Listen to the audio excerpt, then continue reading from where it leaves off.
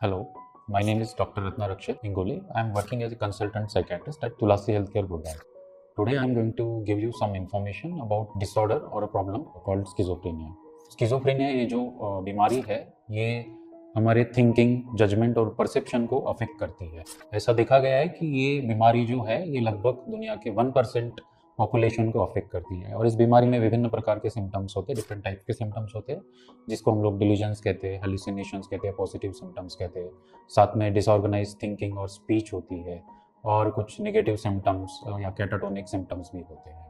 हमारे मन में बहुत बार ये सवाल आता है कि स्किज़ोफ्रेनिया नाम की जो बीमारी है ये किस वजह से होती है। तो बहुत बार हम लोग सोचने लग जाते हैं, तो इसका एक पॉजिटिव फैक्टर कह सकते हैं जिसकी वजह से बीमारी हो सकती है, वो एक बहुत इंपॉर्टेंट फैक्टर है जेनेटिक्स, या हम लोग इसको जीन्स कह सकते हैं।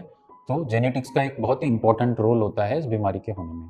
तो ये जो बीमारी है ये काफ़ी एक गंभीर बीमारी मानी जाती है। जहाँ तक इस बीमारी के बारे में कहा जाता है कि ये बीमारी काफ़ी हद तक आनुवंशिक है या हेरिडेटरी है, या इसमें जेनेटिक्स काफ़ी रोल प्ले करते हैं। लगभग ऐसे कहा जाता है कि 60 to 80% रोल होता है जेनेटिक्स का इस बीमारी का होने में। और ऐसा देखा गया कि जितना फैमिली में क्लोज रिलेटिव अगर है तो उतना ज़्यादा चांस होता है कि आने वाले जो जनरेशन है या उसको फैमिली में जो लोग हैं उनको स्किज़ोफ्रेनिया होने का चांस उतना ही बढ़ जाता है। क्लोज रिलेटिव जिसको हम लोग कह सकते हैं कि पेरेंट्स हो गए, सिबलिंग्स हो गए, इनको हम लोग क्लोज रिलेटिव्स कह सकते हैं या फर्स्ट डिग्री रिलेटिव्स कहते हैं। तो अगर किसी के फैमिली में ये बीमारी है तो उनको बीमारी होने के चांसेस बढ़ जाते हैं। अगर किसी एक पेरेंट को ये बीमारी है तो रिस्क है, अगर 2 पेरेंट्स को है तो और भी ज़्यादा रिस्क है। तो जेनेटिक्स का एक बहुत ही इम्पोर्टेंट रोल है इस बीमारी के होने में। लेकिन यहाँ पर एक बात समझना बहुत ज़रूरी है कि सिर्फ जेनेटिक्स ही रोल प्ले नहीं करते हैं स्किज़ोफ्रेनिया होने में। साथ में जो हमारा एनवायरनमेंट होता है उसका भी काफ़ी रोल होता है स्किज़ोफ्रेनिया बीमारी के होने में। तो ये 2 फैक्टर्स जिसको हम लोग जेनेटिक्स और एनवायरनमेंट कहेंगे, ये दोनों एक दूसरे के साथ मिल के ये बीमारी इसमें होती है। इसका मतलब जेनेटिक्स और एनवायरमेंटल फैक्टर्स कंबाइन होके स्किज़ोफ्रेनिया की जो बीमारी है उसमें रोल प्ले करते हैं। ये जो बीमारी है इसमें ये देखा गया है कि एक कोई पर्टिकुलर जीन्स जो है उसके बदले में ये देखा गया है कि ऐसे कंबाइंड जीन्स, या जिसको हम लोग कहते हैं कि पॉलीजीन्स, या जिसको हम लोग कहेंगे एक जीन के बजाय काफ़ी जीन्स मिल के ये बीमारी होने की संभावना बढ़ा देते हैं।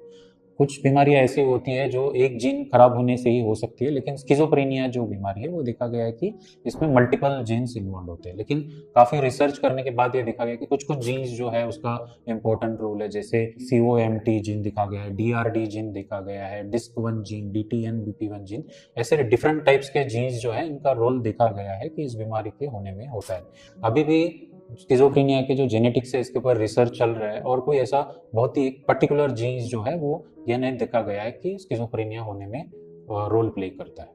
जहाँ तक इस बीमारी में होने की बात है, ये देखा गया है कि ये बीमारी कॉमनली मेल्स में जो है 10 to 25 ईयर्स एज ग्रुप में देखी जाती है, यानी कि 10 से 25 साल की उम्र में यह बीमारी मेल्स में शुरुआत हो जाती है।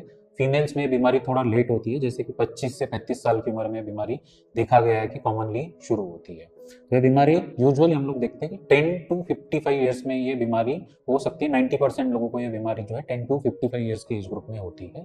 10 साल के पहले या 55 साल के बाद ये बीमारी होने की संभावना थोड़ी कम होती है। अगर किसी को ये बीमारी 45 साल के बाद हो रही है तो इसको हम लोग लेट ऑनसेट स्किज़ोफ्रेनिया कहते हैं। तो इस तरह से ये जो बीमारी है इसमें हम लोग देखते हैं कि ये जीन्स और एनवायरनमेंट के कॉम्बिनेशन की वजह से बीमारी होती है। इसको हम लोग कहते हैं कि नेचर और नर्चर इन दोनों का ही इस बीमारी में रोल होता है होने में। मैं उम्मीद करता हूँ कि मेरी दी गई जानकारी से आपको कुछ मदद मिली होगी। अगर आपके मन में कोई भी सवाल है, कोई भी डाउट्स है तो आप हम लोग तक पहुँच सकते हैं। Thank you.